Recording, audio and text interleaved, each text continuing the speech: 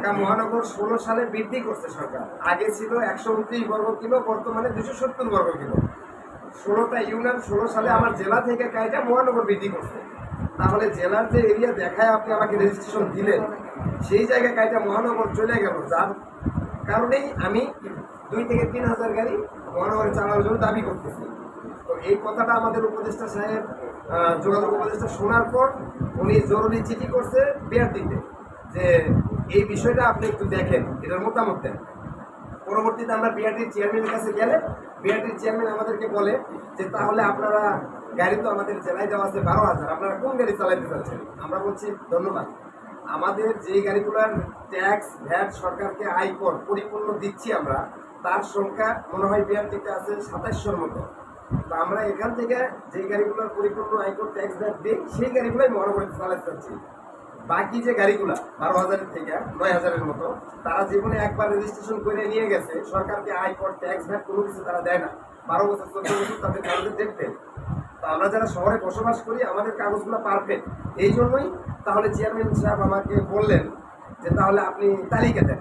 পরবর্তীতে আমার 21 দিন লাগছে, তাৎক্ষণিক 21 দিন লাগছে। আমি 2033টা গাড়ির তালিকা বিআরটির চেয়ারম্যান সাহেবকে দিচ্ছি। তো এখন 5 মাসের মতো হচ্ছে আমার তালিকা জমা নেওয়ার পরেও তারা এটার কোনো সুষ্ঠু সমাধান করতেছে না। যেহেতু আমাকে দিবে বইলাই তালিকা নিচ্ছে, তো সেটা যেহেতু দিচ্ছে না, এই জন্যই আজকের আমাদের এই সংবাদ সম্মেলন। আমরা 1 সপ্তাহ টাইম দিচ্ছি, বিআরটির চেয়ারম্যান সহ যোগাযোগ উপদেষ্টা সহ যারা আছেন ঊর্ধ্বতন কর্মকর্তা, যদি 1 সপ্তাহের ভিতরে আমাদের এটা সুষ্ঠু সমাধান তারা না দেন, তাহলে আমরা বিআরটির সামনে আগামী রবিবার 29 তারিখে অবস্থান কর্মসূচি ঘোষণা করছি।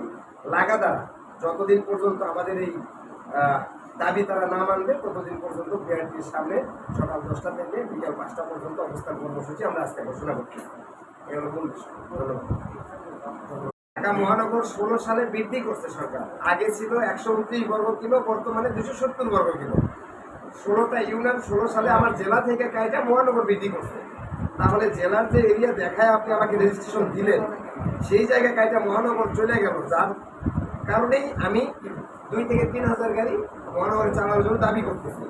তো এই কথাটা আমাদের উপদেষ্টা সাহেব, যোগাযোগ উপদেষ্টা শোনার পর উনি জরুরি চিঠি করছে বিআরটিতে যে এই বিষয়টা আপনি একটু দেখেন, এটার মতামত দেন।